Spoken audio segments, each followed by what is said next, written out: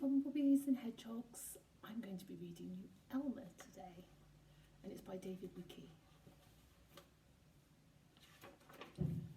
There was once a herd of elephants.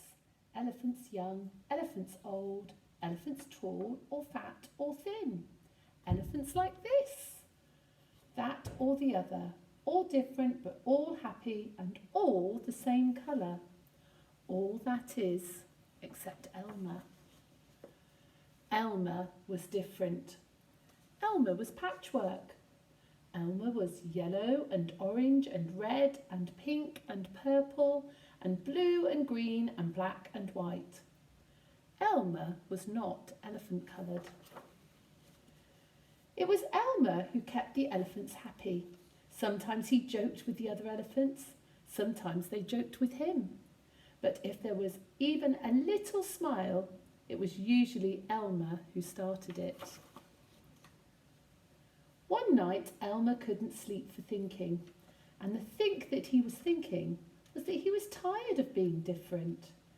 Who ever heard of a patchwork elephant, he thought. No wonder they laugh at me. In the morning, before the others were really awake, Elmer slipped quietly away, unnoticed. As he walked through the jungle, Elmer met other animals. They always said, "Good morning, Elmer," each time Elmer smiled and said, "Good morning." After a long walk, Elmer found that what he was looking for, a large bush. A large bush covered with berries. A large bush covered with elephant-coloured berries. Elmer caught hold of the bush and shook it so that all the berries fell to the ground. Once the ground was covered in berries, Elmer lay down and rolled over and over, this way and that way and back again. Then he picked up the bunches of berries and rubbed himself all over, covering himself with berry juice until there wasn't a sign of any yellow or orange or red or pink or purple or blue or green or black or white. When he had finished, Elmer looked like any other elephant. After that, Elmer set off back to the herd. On the way, he passed the other animals again. This time, each one said to him, "Good morning, elephant." And each time Elmer smiled and said, "Good morning," pleased that he couldn't be recognised. When Elmer rejoined the other elephants, they were all standing quietly. None of them had noticed Elmer as he worked his way to the middle of the herd.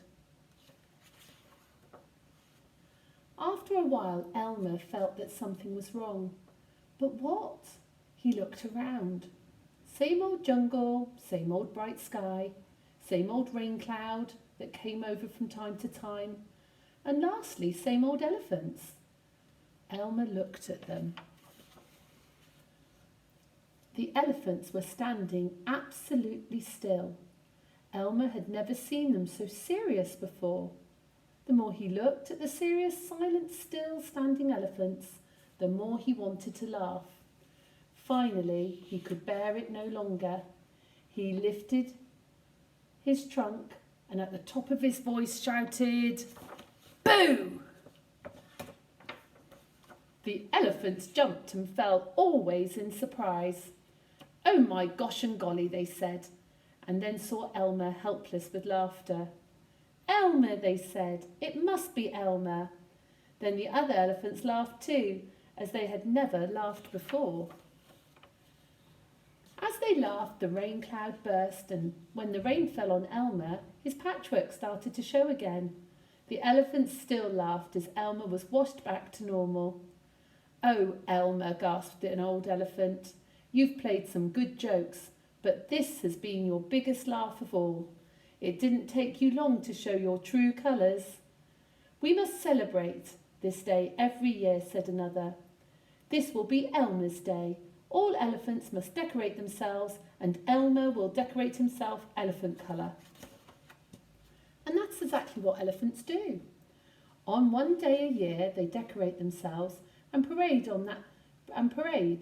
On that day, if you happen to see an elephant, ordinary colour, you will know it must be Elmer.